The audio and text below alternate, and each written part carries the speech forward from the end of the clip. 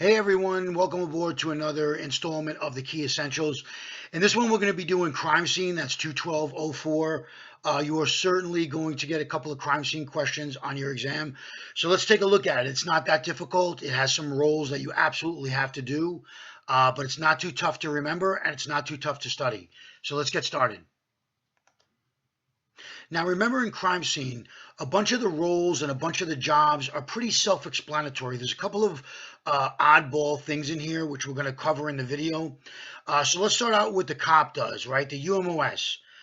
If you roll up to a crime scene or what you perceive to be as a crime scene, request a response of the patrol supervisor and the detective squad required, but you do it through the radio dispatcher, okay, which is a little odd. So advise the patrol supervisor and the detectives of witnesses detained and other information regarding the case.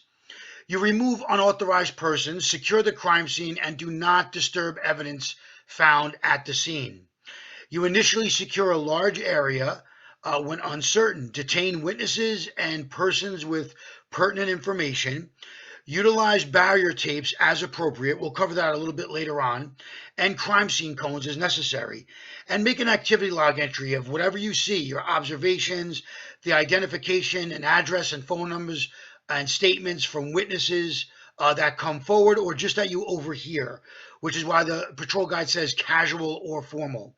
So even if you hear somebody talking at the crime scene, it's something that you think is useful, jot it down in your memo book.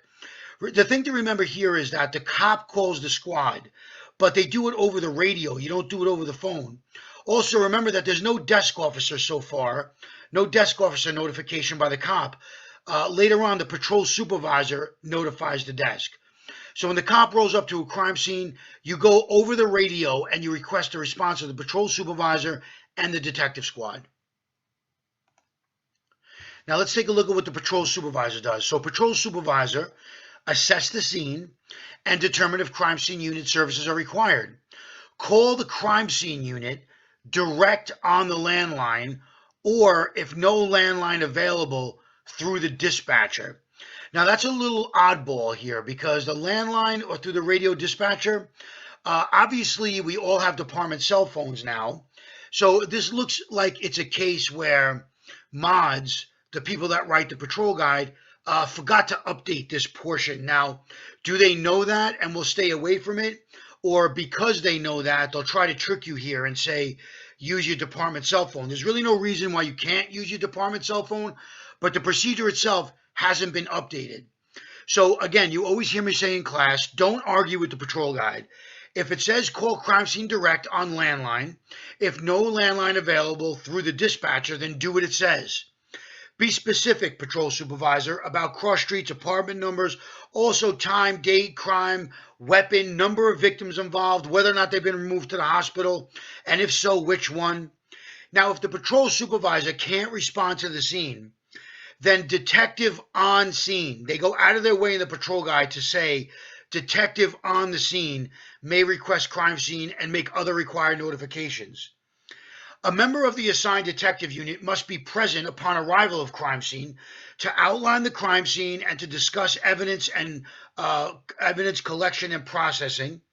In their absence, the patrol supervisor or another ranking member, another ranking officer is how the patrol guide describes it.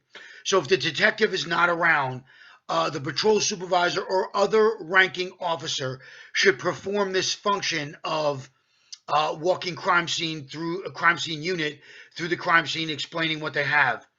Patrol supervisor notify the desk officer of the details and request additional assistance if required, and have crime scene signs posted. Now here's a very, very important acronym that you must know. It says patrol supervisor or detective request crime scene unit for harbor. So let's take a look at the acronym HARBOR. Patrol supervisor requests crime scene unit for harbor.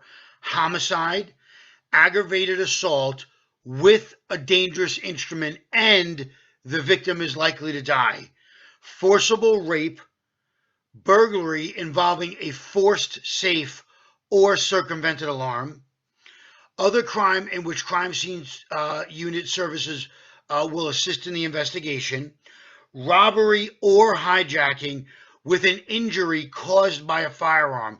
Now remember, just keep in mind that it doesn't necessarily mean somebody shot. An injury caused by a firearm could be pistol whipping. Okay, so now that we're looking at this, this is when the patrol supervisor or the detective request crime scene. This is a great time to now review when the desk officer notifies major case. And this, of course, this is out of 20707. So when you notify major case, desk officer, 3 burglaries, 3 larcenies, 3 robberies, 3 burglaries, bank or bank safe or the attempt, commercial burglary, and the value is more than $100,000, truck contents more than $100,000. The 3 larcenies are bank extortion and attempt, truck contents more than $100,000, art theft, and 3 robberies, unarmed bank robbery and attempt, including simulated gun and threatening note, hijack of a truck and its contents, or robbery of a depot warehouse of truck or its contents. Now, in a scenario where the truck is hijacked, but there's no injury caused, that's where you're going to have to work it out. So in that scenario where the truck is hijacked, but there was no injury caused by a firearm, the desk officer notification to major case would be correct. But the patrol supervisor's notification for a hijacking would be incorrect because there's no injury caused by a firearm. So you really have to study these two things together because it's quite possible that you'll get both of these scenarios where they will mix crime scene and 20707 desk officer notifications to major case within the same question. So now we're going to go to the next thing, which is tapes and cones. This is very simple. Police line, do not cross is the white tape with the blue letters. Everybody knows that. But what you have to remember here are the buzzwords. What are the buzzwords? To establish a secure area for police operations, closed streets, secure transit facilities, and how about the crime scene, do not cross? One is police line, do not cross. That's the white tape with blue letters. And the other one is crime scene, do not cross. That's the yellow tape with the black letters. And that is for a specific area that must be safeguarded because objects within that area may be evidence. And that area could be possibly within the area that's secured by the blue and white tape. So only authorized, trained, equipped, actively involved personnel whose presence is absolutely required to be inside that black and yellow tape will be allowed in there, absent exigent circumstances involving life or safety. So to deploy tape for any other reason is strictly prohibited. Now let's talk about the crime scene evidence cones. They're 5 inches tall, they're orange with black lettering.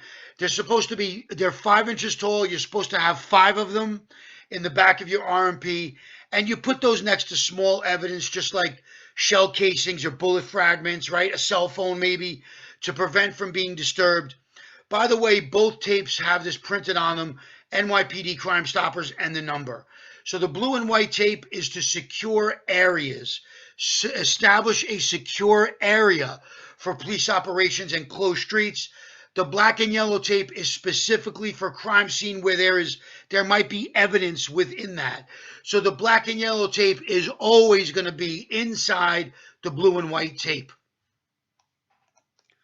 So that's it for crime scene, ladies and gentlemen. That's my time. Relatively easy. Just remember a couple of things about studying Harbor and when the desk officer notifies major case. Make sure you have those straight in your head. Good luck and keep on studying.